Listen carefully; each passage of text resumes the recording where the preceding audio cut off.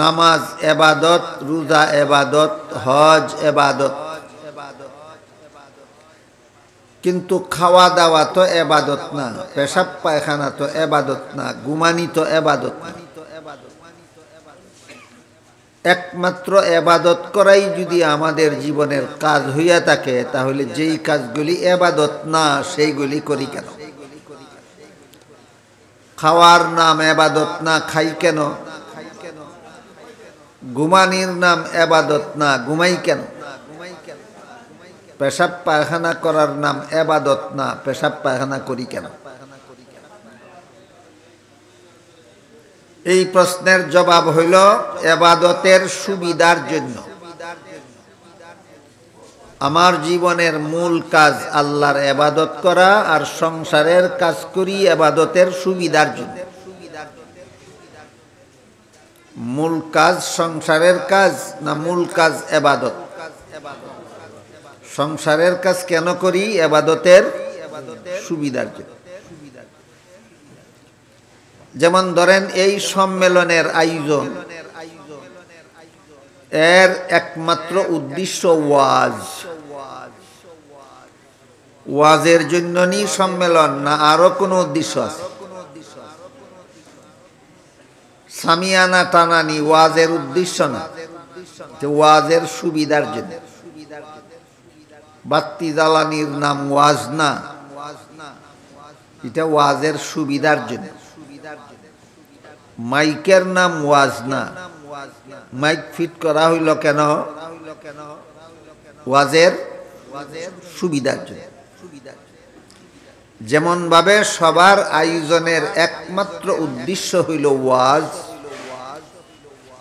আর সামিয়ানা, বাতি, mic, stage এইগুলি ওয়াজ না, কিন্তু এইগুলির ব্যবস্থা করা হয়েছে ওয়াজের সুবিধার জন্য।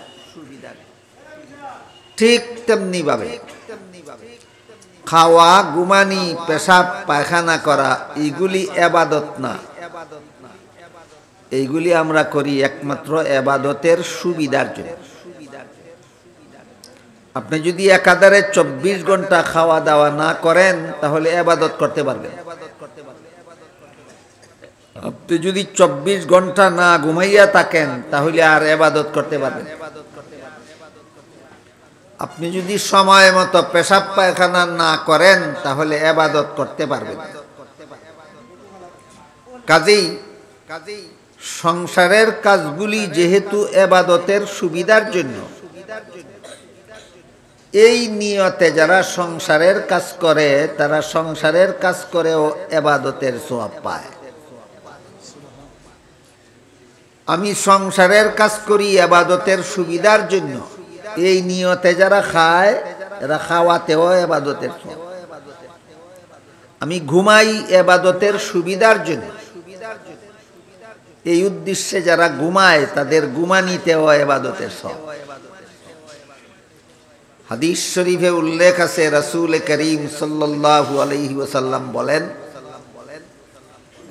এশার নামাজ যারা জমাতের সাথে পড়ে ঘুমায়, অর্ধেক রাতের ঘুম তাদের এবাদতে লেখা হয়।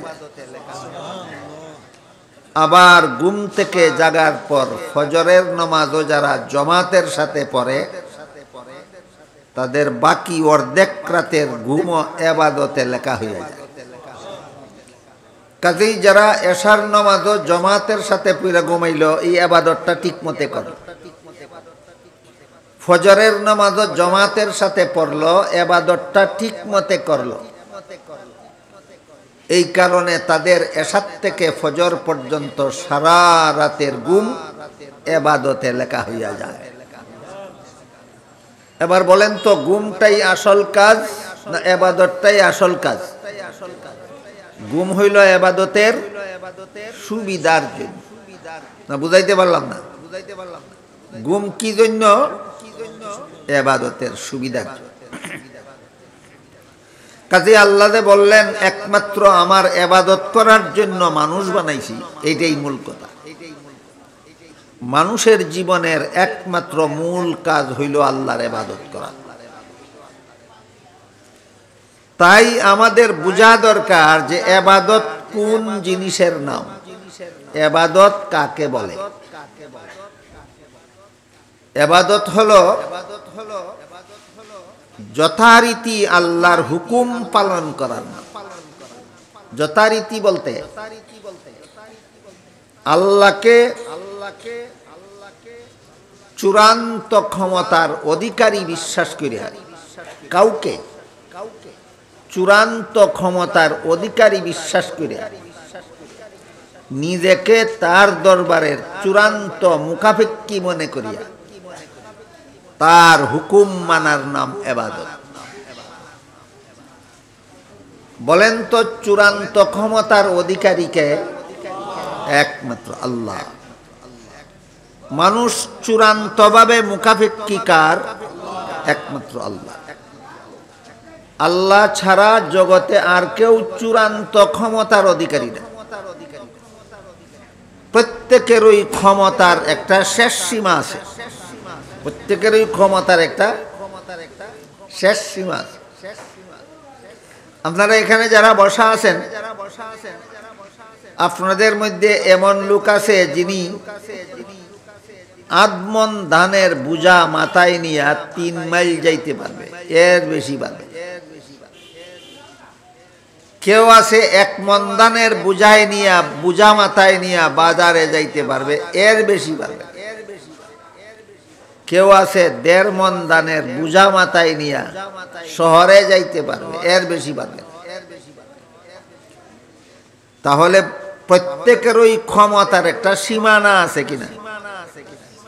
প্রত্যেকেরই ক্ষমতার একটা শেষ সীমানা। যত বড় শক্তিশালী হোক, যত বড় বাহাদুর হোক, যত বড় ক্ষমতার অধিকারী হোক, তার শক্তি এবং ক্ষমতার একটা শেষ সীমা আছে, যে এরপরে সে আর পারবে না। একমাত্র আল্লাহ, যার ক্ষমতার কোনো শেষ সীমা নাই। একমাত্র আল্লাহ, যার ক্ষমতার কোনো শেষ সীমা নাই। কাজেই এইটার নাম হইল চূড়ান্ত ক্ষমতার অধিকারী। চূড়ান্ত ক্ষমতার অধিকারী হইলেন আল্লাহ। আল্লাহকে চূড়ান্ত ক্ষমতার অধিকারী মনে করিয়া নিজেকে আল্লাহর দরবারের চূড়ান্ত মুখাপেক্ষী। এখানে 2টা কথা বুঝতে হবে। একটা হইল চূড়ান্ত ক্ষমতা কোনটা, আর একটা হইল চূড়ান্ত মুখাপেক্ষী কোনটা। এতক্ষণে আমি আপনাদেরকে বুঝাবার চেষ্টা করেছি যে আল্লাহ চূড়ান্ত ক্ষমতার অধিকারী। এর অর্থ হইল জগতের সকলেরই ক্ষমতার একটা শেষ সীমা আছে। ক্ষমতার শেষ সীমা নাই কার? একমাত্র আল্লাহর। দেখেন কথা বুঝেন কিনা? আল্লাহ ছাড়া জগতে যারাই আছে সকলেরই ক্ষমতার একটা শেষ সীমা আছে। ক্ষমতার কোনো শেষ সীমা নাই কার? একমাত্র আল্লাহ।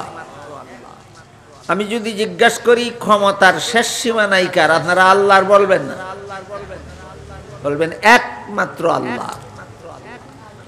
আল্লাহর ক্ষমতা এমন নয় যে এই পর্যন্ত গিয়া শেষ হইয়া যায়। আল্লাহ ছাড়া আর যারা যত ক্ষমতাশালী আছে না কেন, এদের ক্ষমতা একটা সীমানা দিয়া শেষ হইয়া যায়। কাজেই চূড়ান্ত ক্ষমতার অধিকারী হইলেন একমাত্র আল্লাহ। এই কথাটা আপনারা বুঝাইতাম পারছি নি? যাব বলে বুঝা থাকলে বলেন, সমস্ত জগৎ জুড়ে আল্লাহ ছাড়া কেউ চূড়ান্ত ক্ষমতার অধিকারী আছে? তাইলে চূড়ান্ত ক্ষমতার অধিকারী কে? একমাত্র আল্লাহ। এক কথা বুঝলে, এখন আরেক কথা বলুন। আল্লাহকে চূড়ান্ত ক্ষমতার অধিকারী বিশ্বাস করিয়া নিজেকে আল্লাহর দরবারের চূড়ান্ত মুখাপেক্ষী মনে করি।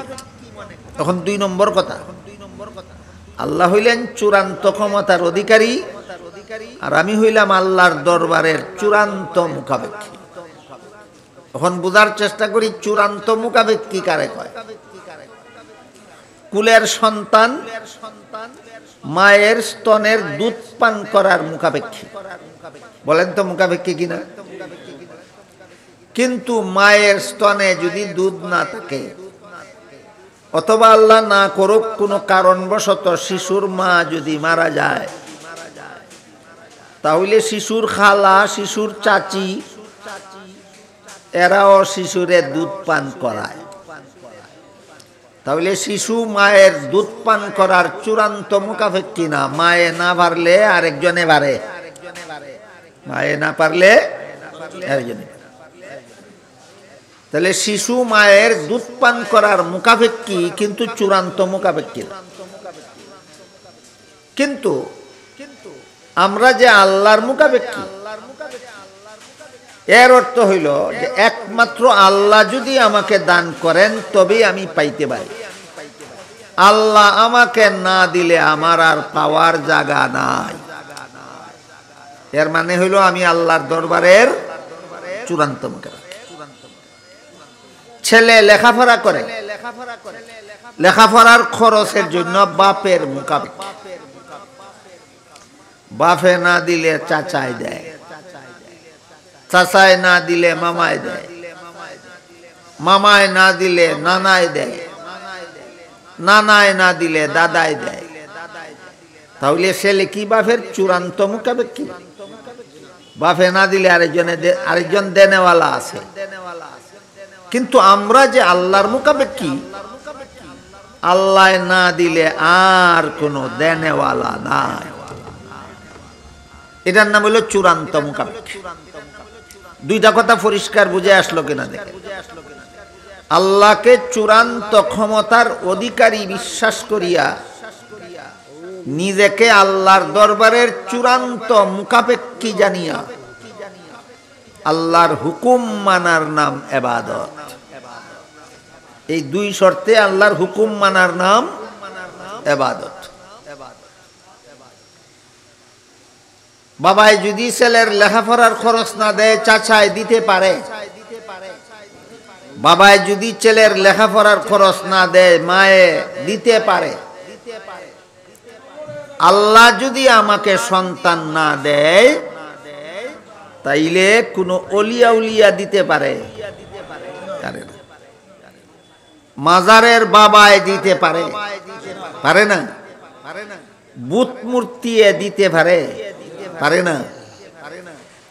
আল্লাহ যদি আমাকে সন্তান না দেয়, জগতের কেউ দিতে পারবে না। সুতরাং সন্তান পাওয়ার জন্য আমি একমাত্র আল্লাহর দরবারের চূড়ান্ত মুখাপেক্ষী। এইভাবে আল্লাহকে চূড়ান্ত ক্ষমতার অধিকারী বিশ্বাস করিয়া নিজেকে আল্লাহর দরবারের চূড়ান্ত মুখাপেক্ষী জানিয়া আল্লাহর হুকুম পালন করার নাম ইবাদত। দেখো কাছাব হল ইবাদত খারে হয়, বুঝলানি? আল্লাহ যে আমরা শুধু ইবাদত করার লাগি বানাইছেন। ইবাদত কি? এই আল্লাহর হুকুম মানার নাম ইবাদত। কিভাবে আল্লাহর হুকুম মানা? আল্লাহকে চূড়ান্ত ক্ষমতার অধিকারী বিশ্বাস করি, নিজেকে আল্লাহর দরবারের চূড়ান্ত মুখাপেক্ষী মনে করিয়া আল্লাহর হুকুম পালন করার নাম ইবাদত। কিন্তু কেউ যদি মনে করে সন্তান আমাকে আল্লাহও দেন, আল্লাহ না দিলে আমার ফিরেও দিতে পারেন, আল্লাহ না দিলে সন্তান আমাকে আমার পীরেও দিতে পারেন, এরকম মনে করিয়া আল্লাহর কাছে সন্তান চাওয়ার নাম ইবাদত নয়। কেউ যদি মনে করে সেজদা আল্লাহকে করতে হবে, সেজদা পীর আউলিয়াকেও করা যাবে, এই রকম মনে করিয়া আল্লাহকে সেজদা করলে এটা ইবাদত হবে। কথা বুঝরানি সব। সেজদা একমাত্র আল্লাহর প্রাপ্য। আল্লাহ ছাড়া আর কাউকে সেজদা করা হারাম। এই কথা জানিয়া যদি আল্লাহকে সেজদা করে, ওই সেজদাটা হবে ইবাদত। রাসূল করিম সাল্লাল্লাহু আলাইহি ওয়াসাল্লাম যে সমাজে জন্মগ্রহণ করেছিলেন, এই সমাজের লোকেরা, মক্কার কুরাইশ বংশের লোকেরা আল্লাহকেও আল্লাহ নামে ডাকত, আবার মূর্তিরেও সেজদা করত।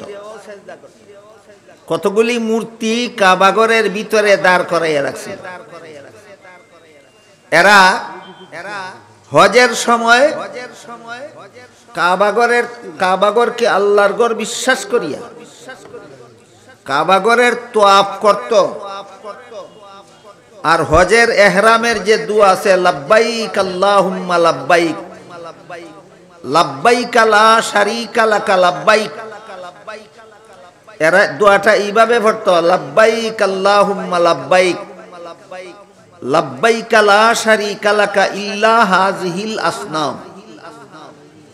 এর অর্থ হইল, হাজিরা দিলাম আল্লাহ তোমার দরবারে, হাজিরা দিলাম তোমার ঘরের ভিতরে যে সমস্ত মূর্তি দাঁড় করাইয়া রাখছি, এইগুলি ছাড়া তোমার আর কোনো শরীক নাই।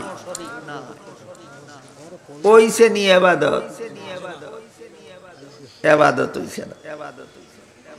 আল্লাহরেও শান্তি দেওয়ার মালিক মনে করে, মূর্তিরেও শান্তি দেওয়ার মালিক মনে করে। আল্লাহরেও সন্তান দেওয়ার মালিক মনে করে, মূর্তিরেও সন্তান দেওয়ার মালিক মনে করে। এই হলো মূর্তি পূজারীদের অবস্থা। আর বর্তমান সমাজের কিছু মুসলমানদের অবস্থা, আল্লাহর কাছেও সন্তান চায়, বাবার মাজারের কাছেও সন্তান চায়। আল্লাহর কাছেও সুখ শান্তি চায়, রূপ মুক্তি চায়, বাবার মাজারের কাছেও সুখ শান্তি চায়, রূপ মুক্তি চায়। চূড়ান্ত ক্ষমতার অধিকারী আল্লাহকে মানা হইল নি? হইল না। নিজেকে একমাত্র আল্লাহর দরবারের চূড়ান্ত মুখাপেক্ষী জানা হইল না। এই কাজগুলি এবাদত নয়, এই কাজগুলি পূজা। এবাদত না পূজা? এবাদত আর পূজার পার্থক্য হইল, যেই ব্যবহার আল্লাহর সাথে করলে এবাদত হয়, এই ব্যবহার আল্লাহ ছাড়া আর কারো সাথে করলে পূজা হয়। সেজদা আল্লাহরে করলে এবাদত হয়, সেজদা মূর্তিরে করলে পূজা হয়। এই সেজদা তো মাথা নোয়াইয়া কপাল মাটিত লাগাইয়া দেওয়ার নাম সেজদা। আল্লাহরে করলে হয় এবাদত, মূর্তিরে করলে হয় পূজা। একই জিনিসের দুই নাম, একই জিনিসের দুই নাম। কপাল মাটিত লাগানির নাম সেজদা যদি আল্লাহর সামনে লাগায়, কপাল মাটিত লাগানির নাম পূজা যদি মূর্তির সামনে লাগায়। আল্লাহ ছাড়া আর কাউকে সেজদা করলে বলেন বুঝে থাকলে ইবাদত হবে না পূজা? পূজা।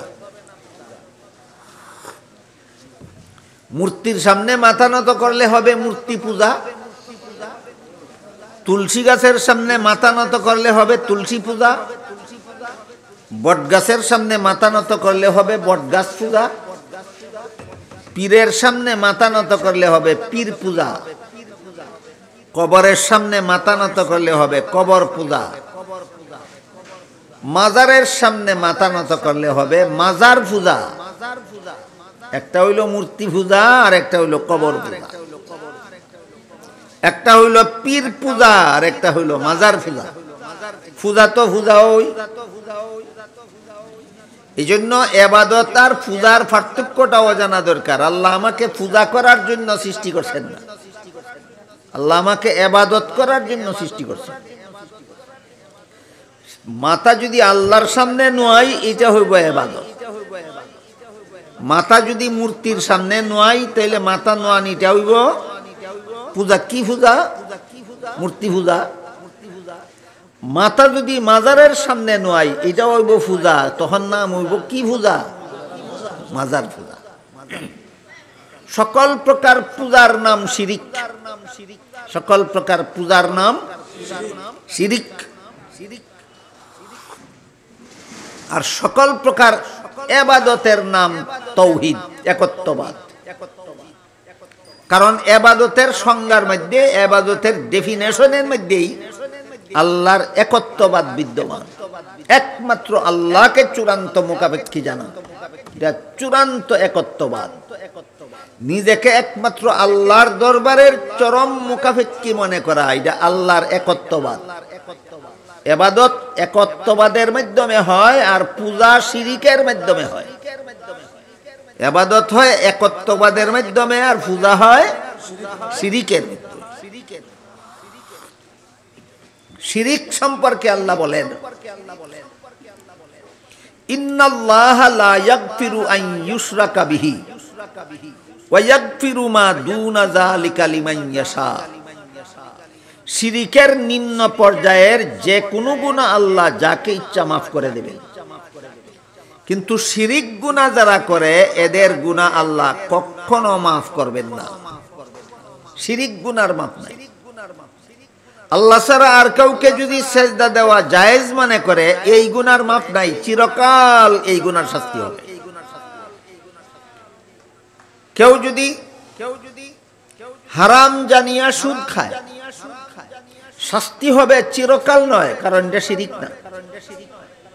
কেউ যদি ঘুষ খাওয়াকে হারাম জানিয়া ঘুষ খায়, শাস্তি হবে কিন্তু চিরকাল নয়।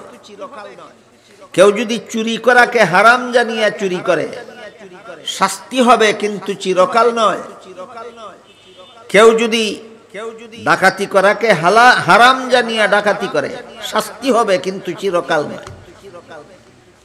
মূর্তিকে, পীরকে, মাজারকে সেজদা করা হালাল জানিয়া যদি সেজদা করে, শাস্তি হবে চিরকাল, শাস্তি হবে চিরকাল।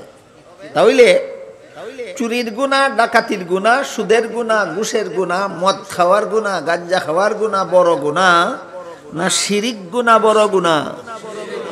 এই জন্য আল্লাহ বলেন, শিরিক গুনাহ আমি কোনোদিন মাফ করব না।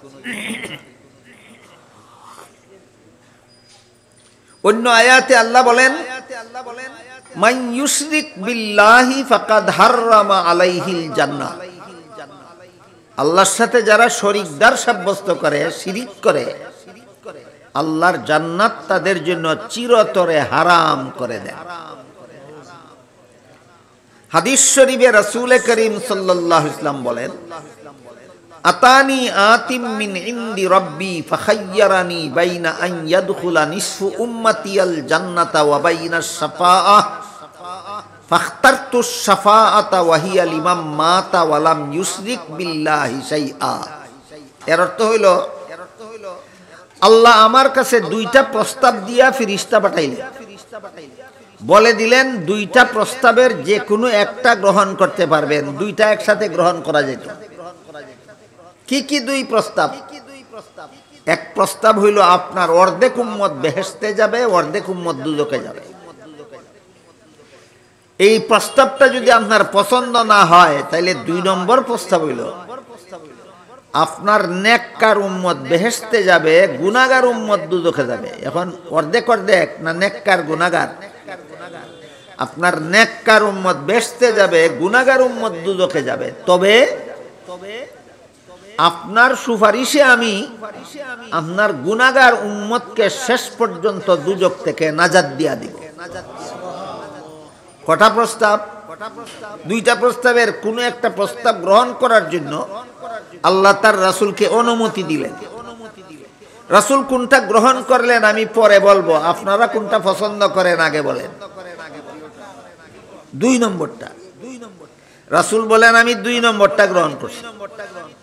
আমার নেককার উম্মত ব্যস্ত যাইব নেক আমলের উসিলায়, আর গুনাহগার উম্মতে দুজক থেকে নাজাত পাইব আমার সুপারিশের উসিলায়।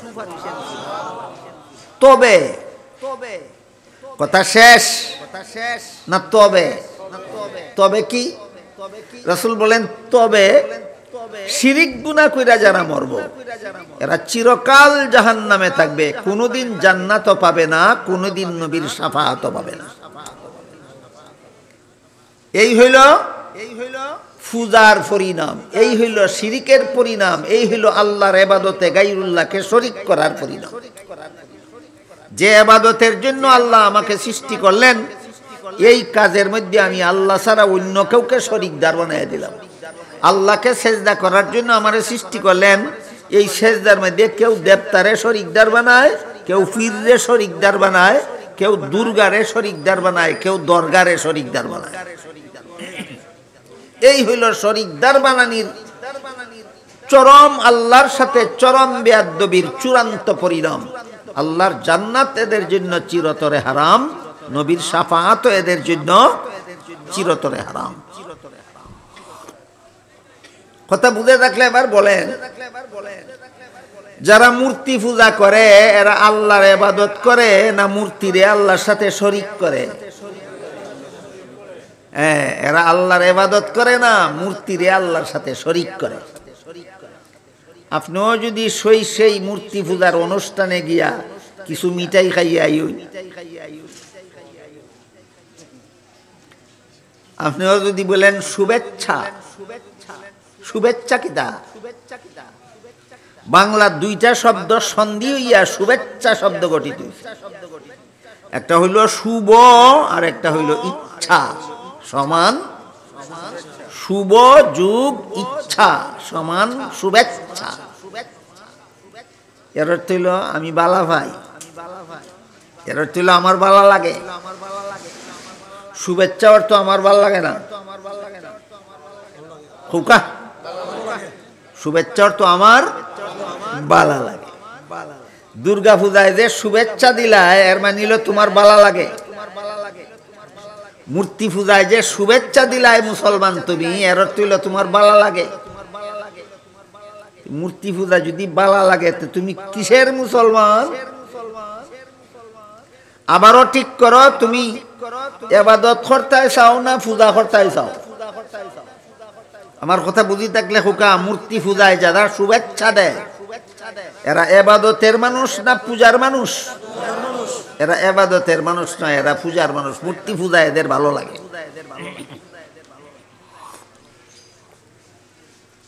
আল্লাহ পাক রব্বুল আলামিন কোরআনে বলেন, ইন্নাকুম ওয়া মা তা'বুদুনা মিন দুনিহি হাসাবু জাহান্নাম। আল্লাহ ছাড়া অন্য কিছুর পূজা যারা তোমরা করো, যারা পূজা করে এরা হইল পূজারী, আর যেগুলির পূজা করে এগুলি হইল পূজনীয়। বাংলা শব্দ। যে পূজা করে আর যার পূজা করে, এখন বুঝলাম? যে পূজা করে যার পূজা করে, আল্লাহ বলেন দুনো পক্ষ জাহান্নামী। যে পূজা করে হেও জাহান্নামী, যার পূজা করে সেও জাহান্নামী। এমন পূজায়নি মুসলমান শুভেচ্ছা জানাইতে পারে, তাহলে তুমি মুসলমান কেন আর সে পূজারি কেন? ব্যবধান কোথায়?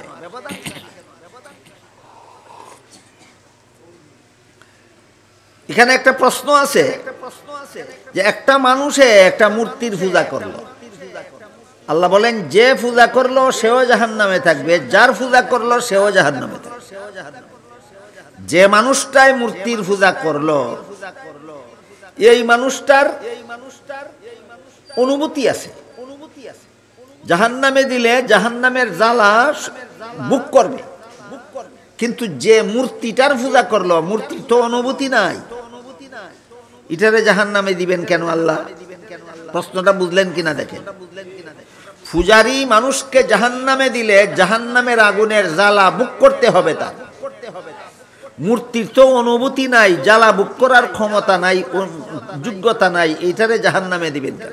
আয়াতের ব্যাখ্যায় মুফাসসিরিনে কেরাম লিখেছেন, পূজারীকে জাহান্নামে দিবেন শারীরিক শাস্তি দেওয়ার জন্য, আর মূর্তিকে জাহান্নামে দিবেন মূর্তি পূজারীকে মানসিক শাস্তি দেওয়ার জন্য। মানসিক শাস্তি কি? হায় হায়, এটার সামনে মাথা নয়সলাম আমারে নরকের অগ্নিটা কি বাঁচাইতো, এটাই দেখি নিজের ওই বাঁচাইতে পারছে না। এই যে একটা আফসোস, এই যে একটা অনুশোচনা, এই অনুশোচনার জ্বালা বুক করাইবার জন্য যে পূজা করছে হে পূজার কারণে জাহান্নামে যাইব, আর যার পূজা করছে ওইটারও আল্লাহ জাহান্নামে দিবেন পূজারীকে মানসিক শাস্তি দেওয়ার জন্য। এমন জঘন্যতম পূজার প্রতি কোনো মুসলমান ঈমান থাকলে শুভেচ্ছা বলতে পারে না। কোনো মুসলমান ঈমান থাকলে শুভেচ্ছা বলতে পারে। কিন্তু এখানে একটা প্রশ্ন আছে। প্রশ্ন হইল, আল্লাহ পাক রব্বুল আলামিন সূরাতুল বাকারার 256 নম্বর আয়াতে বলেছেন, লা ইকরাহা ফিদ্দীন। এর অর্থ হইল ধর্মের বেলায় বল প্রয়োগ চলবে না। সমস্ত ধর্মাবলম্বীরা আপন আপন ধর্ম পালনে স্বাধীন। মুসলমানদের যেমন ইসলাম ধর্ম পালনের স্বাধীনতা আছে, মূর্তি পূজারীদের মূর্তি পূজার ধর্ম পালনের স্বাধীনতা আছে। বৌদ্ধদের বৌদ্ধ ধর্ম পালনের স্বাধীনতা আছে। ইহুদিরা তাদের ধর্ম পালন করতে পারবে, তোমরা বাধা দিতে পারবে। খ্রিস্টানেরা তাদের ধর্ম পালন করতে পারবে, তোমরা বাধা দিতে পারবে না। এই ঘোষণা আল্লাহ দিয়েছেন সূরাতুল বাকারার 256 নম্বর আয়াত। সূরাতুল বাকারার 256 নম্বর আয়াতে আল্লাহ যেহেতু ঘোষণা দিয়েছেন সমস্ত ধর্মাবলম্বীরাই যার যার ধর্ম পালনে স্বাধীন, এই জন্য কোনো মুসলমান কোনো মূর্তি পূজারীর মূর্তি পূজায় বাধা দিতে পারবে না। তাহলে তো বোঝা গেল মূর্তি পূজাটার প্রতি আল্লাহরও শুভেচ্ছা আছে। এই হইল প্রশ্ন। তে তো বোঝা গেল মূর্তি পূজার প্রতি আল্লাহরও শুভেচ্ছা আছে। আল্লাহর যদি শুভেচ্ছা থাকে তে আমি শুভেচ্ছা দিলে দুষ্কিতা। প্রশ্ন বুঝলানি সাবকল? বুঝি থাকলে হুকা সূরাতুল বাকারার 256 নম্বর আয়াতে আল্লাহ মূর্তি পূজারীদেরকেও তাদের ধর্ম পালনের স্বাধীনতা ঘোষণা করছেন কিনা? স্বাধীন, স্বাধীন ইচ্ছা মতো মূর্তি পূজা করে, কোন মুসলমান বাধা দিবার অধিকার নেই। মূর্তি পূজার জন্য আল্লাহ যদি স্বাধীনতা দিলেন তাইলে তো আল্লাহও শুভেচ্ছাই দিলেন। আল্লাহ যদি মূর্তি পূজার প্রতি শুভেচ্ছা দিতে পারেন তা আমি শুভেচ্ছা দিলে অসুবিধা কি? এই প্রশ্নের জবাব আমি অতীতে আপনাদের এই তাফসীর সম্মেলনে একাধিকবার দিছি, কয়েকবার কইছি। আজকে আবারও কই, জবাব বুঝার জন্য একটা উদাহরণ বুঝে নাগে। যে কোনো শিক্ষা প্রতিষ্ঠানের ছাত্রদেরকে এক সময় পরীক্ষা নেওয়া হয়। ছাত্ররা যখন পরীক্ষার হলে প্রশ্নপত্র হাতে নিয়ে বসে, সব ছাত্রই প্রশ্নের সঠিক জবাব লেখে না অনেকে ভুলও লেখে? ভুল লেখলে ফাঁস করব না ফেল? পরীক্ষকে জানেনি না জানে না? ছাত্রও জানে, ছাত্রও জানে ভুল লেখলে ফেল, শুদ্ধ লেখলে ফাঁস। শিক্ষকেও জানে ভুল লেখলে ফেল, শুদ্ধ লেখলে ফাঁস। এমত অবস্থায় পরীক্ষার্থী ছাত্র যখন পরীক্ষার হলে বসে বসে প্রশ্নের জবাব ভুল লেখে, তখন শিক্ষক বাধা দেয়? বলে বাধা দেয়? বাধা দেয় না। এর অর্থ শুভেচ্ছা। এই যে শুভেচ্ছার অর্থ না, বাধা না দেওয়া অর্থ শুভেচ্ছা না। ভুল বুচ্চ পণ্ডিতের দল এখানে। বাধা না দেওয়ার নাম শুভেচ্ছা না, বাধা দেওয়ার নাম কঠিন। বাধা না দেওয়ার নাম কঠিন পরীক্ষা। বাধা না দেওয়ার নাম কঠিন পরীক্ষা।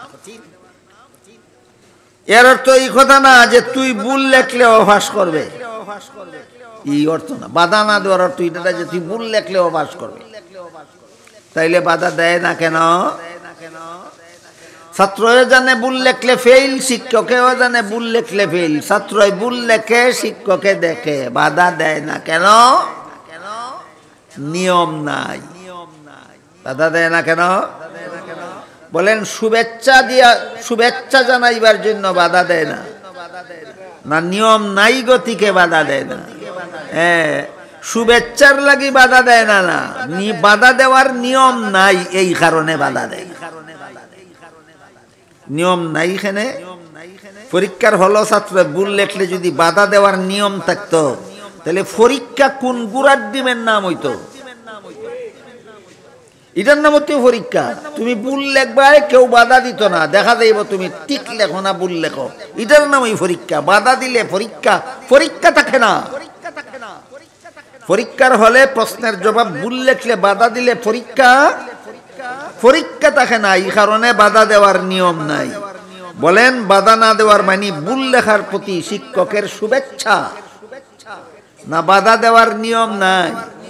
নিয়ম নাই, নিয়ম নাই গতিকে বাধা দিতে পারতেছে না, কিন্তু মনে মনে খালি আফসুস করতেছে, হায় রে আমার ছাত্রটা ভুল লেখতেছে ফেল করবো, হায় রে ভুল লেখতেছে ফেল করবো, হায় রে ভুল লেখতেছে ফেল করবো।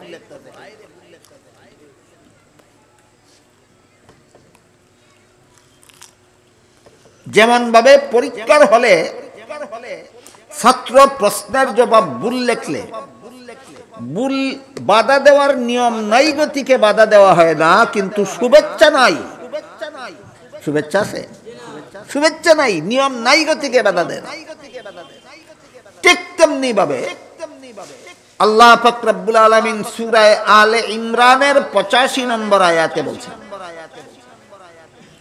মান ইয়াবতাগি গায়রাল ইসলামি দীনান ফালান ইউকবালা মিনহু ওয়া হুয়া ফিল আখিরাতি মিনাল খাসিরিন।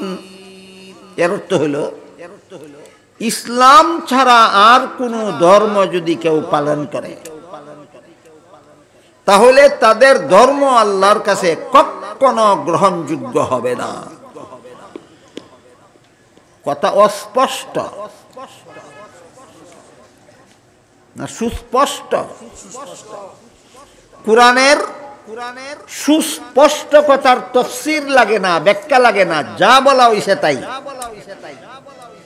কোরআনে কোনো কথা অস্পষ্ট থাকলে ওইটার তাফসীর লাগে, ব্যাখ্যা লাগে।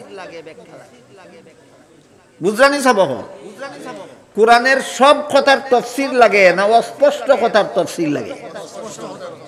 দুইটা উদাহরণ দেখো। আল্লাহ পাক রব্বুল আলামিন বলেন,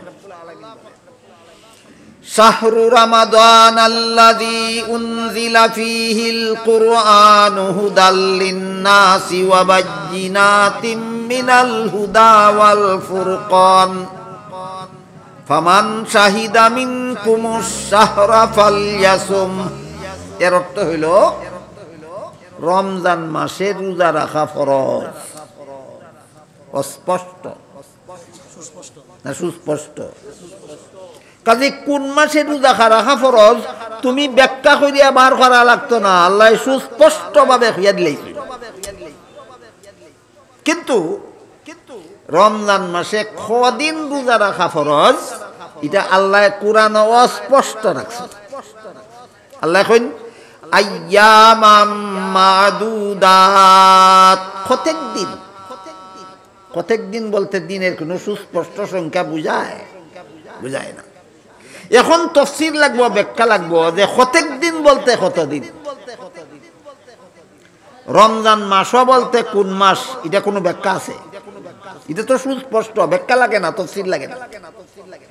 কিন্তু দিনের সংখ্যার বেলায় ইয়া সুস্পষ্ট সংখ্যা না হইয়া অস্পষ্ট হইছেন কতক দিন। ওখান ব্যাখ্যা লাগবো কতক দিন বলতে কতদিন। বলেন মাসের নামে ব্যাখ্যা লাগে না দিনের সংখ্যায় ব্যাখ্যা লাগে? মাসের নামে ব্যাখ্যা লাগে না কেন? সুস্পষ্ট। দিনের সংখ্যায় ব্যাখ্যা লাগে কেন? এখান থেকে এও কথা আপনারা ইয়াদ রাখি লৌকা যে কোরআনের সব আয়াতের তাফসীর লাগে না। হইলেও কোন আয়াতের তাফসীর লাগে না? হ্যাঁ, যে আয়াতের অর্থ সুস্পষ্ট, যে তাফসীর লাগে না। ওই সমস্ত আয়াতের তাফসীর লাগে, ব্যাখ্যা লাগে যেগুলি অস্পষ্ট। যেমন রমজান মাসে রোজা রাখা ফরজ, এটা আল্লাহ সুস্পষ্ট হইলেছেন, এটা কোনো তাফসীর লাগে না, ব্যাখ্যা লাগে না। কিন্তু কদিন রোজা রাখা ফরজ এটা আল্লাহ অস্পষ্ট কইছে, তখন লাগবো ব্যাখ্যা।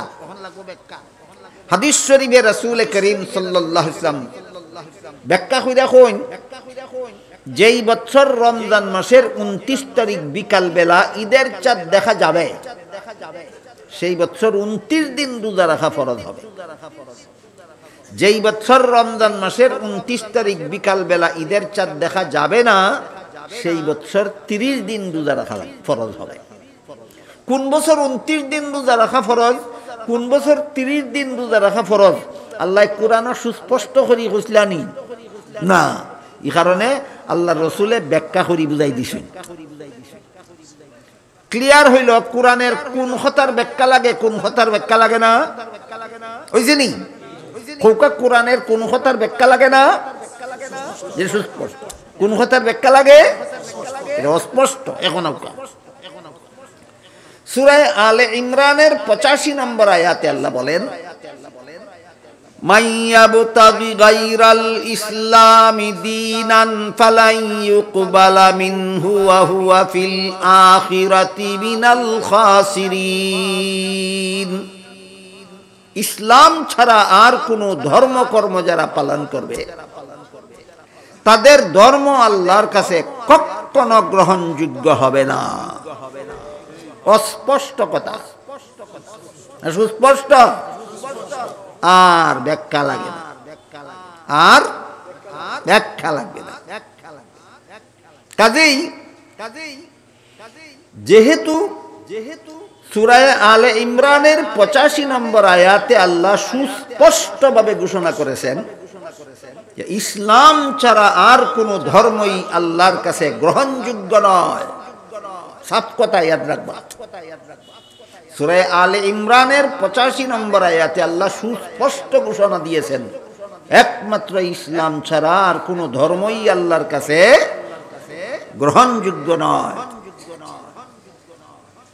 কাজে এখন গিয়া তুমি লা ইকরাহা ফিদ্দিন আয়াতের ব্যাখ্যা ই আয়াত ঠিক রেখা করো।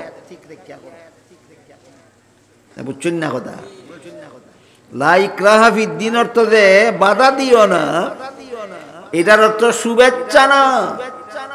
কারণ লা ইউকবালা মিনহুর মধ্যে অনাস্থা আছে।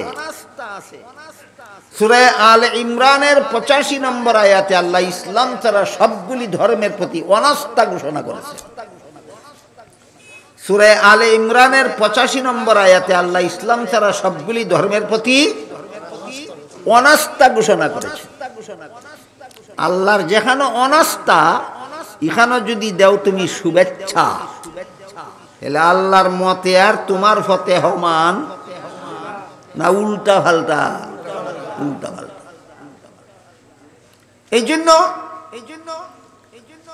কোরআন বুঝতে হইলে বুঝনেওয়ালা আলিম লাগে, মুফাসসিরে কোরআন লাগে, যিনি নিজে উস্তাদের কাছে কোরআনের তাফসীর পড়িয়া হিকিয়া পরীক্ষা দিয়া ফাঁস কইরা আইছুন, তে আপনারা আসল কথা ভাঙ্গিয়া কইতা। যে উস্তাদের কাছে কোরআনের তাফসীর পড়ল না, হিকল না, বুঝলো না, পরীক্ষা দিল না, ফাঁস করলো না, তে সূরা আলে ইমরানের 256 নম্বর আয়াত থাইয়া, সূরা বাকারার 256 নম্বর আয়াত থাইয়া, সূরা আলে ইমরানের 85 নম্বর আয়াত ফাউরি লইব। কিতা কইছি বুঝছেন নি? সব যেখানে আল্লাহ কইছেন বাধা দিও না, এটা লইব, আর যেখানে আল্লাহ কইছেন কবল হইতো না, এটা হরি লইব। তখন ওই লাগাইব ফেস, তখন ওই উল্টা পাল্টা কথা মাতিব। উভয় আয়াত সামনে রাখিয়া তাফসীর ঠিক সিদ্ধান্ত করে।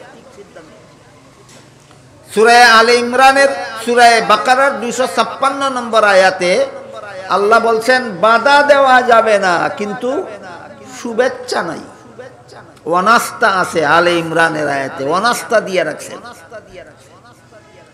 যে ধর্মের প্রতি অনাস্থা, সেই ধর্ম পালনে বাধা দেওয়া যাবে না। কেন? যে ভুল লেখার প্রতি শিক্ষকের অনাস্থা, পরীক্ষার্থী ছাত্র যখন প্রশ্নের জবাব ভুল লেখে, তখন উস্তাদের শুভেচ্ছা দেয় না, মনে মনে অনাস্থা ওই, কিন্তু বাধা দেয় না। কেন? শুভেচ্ছার কারণে না, নিয়ম রক্ষার জন্য। ঠিক তেমনি ভাবে ইসলাম ছাড়া বাকি সবগুলি ধর্মের প্রতি আল্লাহর অনাস্থা। তুমি শুভেচ্ছা দিতে পারো না, তবে বাধা দিতে পারবে না। কেন? নিয়ম রক্ষার জন্য। এই সুযোগে যদি কোন পরীক্ষার্থী ছাত্র ইচ্ছা মতো ভুল লেখে, কারণ বাধা দেওরা কেউ নাই, বাধা দিবার কেউ নাই, বাধা দিবার কেউ না তাকায়, ইচ্ছা মতো ভুল লেখলে যেভাবে তার কপালে গুড়ার ডিম ছাড়া আর কিছু নাই, ঠিক তেমনি ভাবে ইসলাম ছাড়া ভিন্ন ধর্ম পালন করলে আল্লাহর নির্দেশ বাধা দিবার কেউ নাই। কিন্তু এই কারণে যদি তুমি ইচ্ছা মতো ইসলাম ছাড়া অন্য কোনো ধর্ম পালন করো, আল্লাহ বলেন তোমার কপালেও জাহান্নাম ছাড়া আর কিছু না।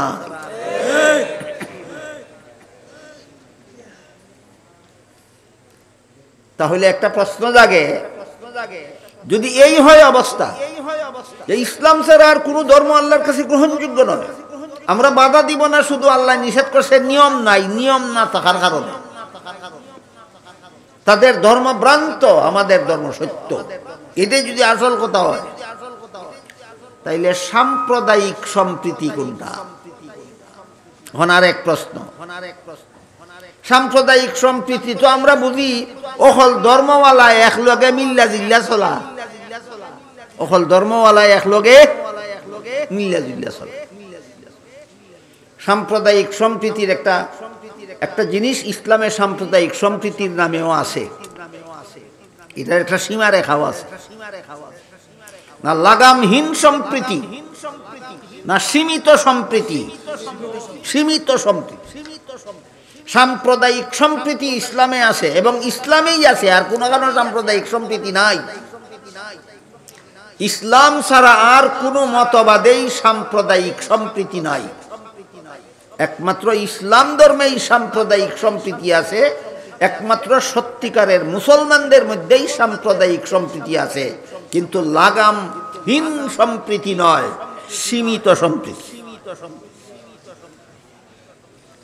ইসলামের সাম্প্রদায়িক সম্প্রীতির অর্থ এই নয় যে মুসলমানে খাইব হিন্দুর দুর্গা পূজার মিঠাই, আর হিন্দুয়ে খাইব মুসলমানের কুরবানির গরুর গোশ। পূজার মিঠাই মুসলমানে খাওয়ার নাম যদি সাম্প্রদায়িক সম্প্রীতি হয়, মুসলমান সাম্প্রদায়িক সম্প্রীতি রক্ষা করো হিন্দুদের পূজার মিঠাই খাইয়া, এই যদি হয় কথা, আমিও কইব হিন্দু সাম্প্রদায়িক সম্প্রীতি রক্ষা করো কুরবানির গরুর গোশ খাইয়া। সম্প্রীতি কি একতরফা হয় না উভয় পক্ষে? তে মুসলমানে যদি পূজার মিঠাই খাইয়া সম্প্রীতি রক্ষা করা লাগে, তে হিন্দু তো কুরবানির গরুর গোশ খাইয়া সম্প্রীতি রক্ষা করা লাগবো।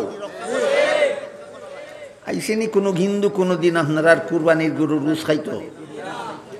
কোন হায়ায় কোন লাজে পূজার মিঠাই খাইতে যাও? তারা বেহায়া না তুমি বেহায়া? তারা বেলাদা না তুমি বেলাদা? তারা বেগয়রত না তুমি বেগয়রত?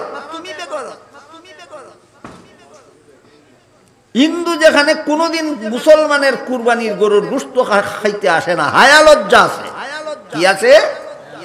হায়া লজ্জা আছে। এমত অবস্থায় মুসলমান পূজার মিঠাই খাইতে যায়, হায়া লজ্জা আছে না বেহায়া বেলাদা? বেহায়া বেলাদা ছাড়া কোনো মুসলমান হিন্দুর পূজার মিঠাই খাইতে যাইতে পারে যায়, আর হয় সাম্প্রদায়িক সম্প্রীতি রক্ষা করে। এই জন্য বলছিলাম সাম্প্রদায়িক সম্প্রীতি একমাত্র ইসলামেই আছে, অন্য কোথাও নাই, কিন্তু লাগাম ছাড়া না, সীমিত। বলেন সাম্প্রদায়িক সম্প্রীতি ইসলাম ছাড়া আর কোথাও আছে? নাই। কিন্তু ইসলামে যে সাম্প্রদায়িক সম্প্রীতি আছে এটা লাগাম ছাড়া না সীমিত? এই সীমানাটা কি? সীমানাটা হইল তোমার ধর্ম তুমি পালন করো,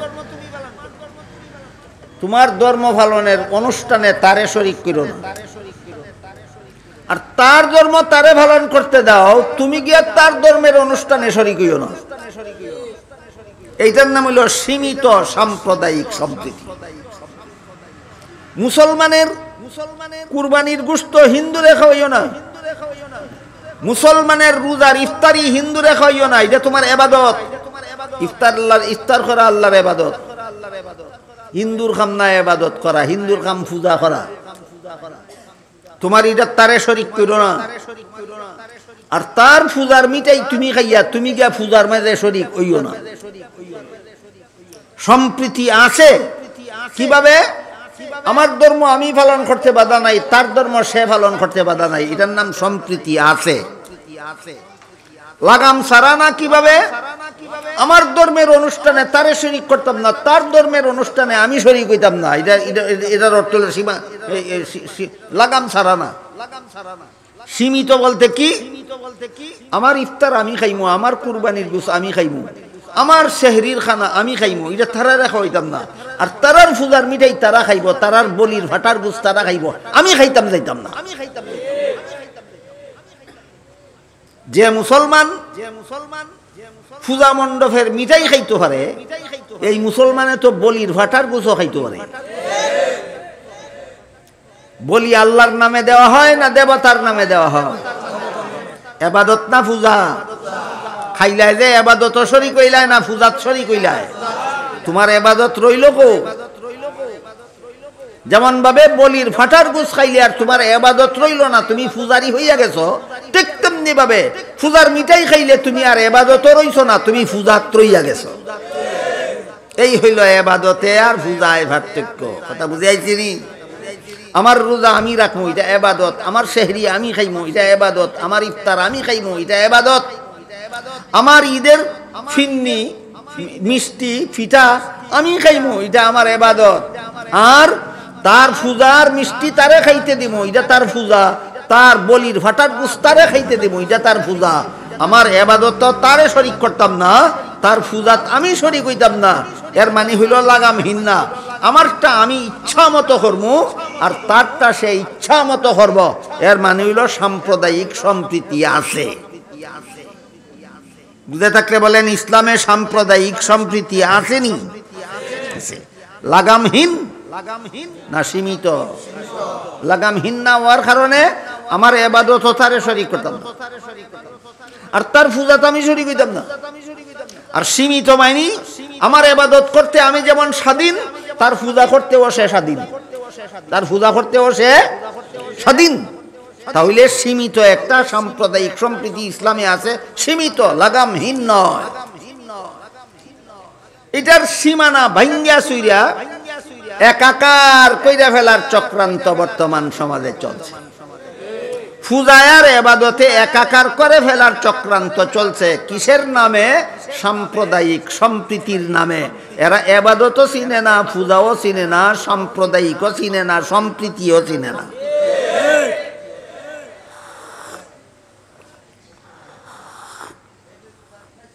কোন নবীর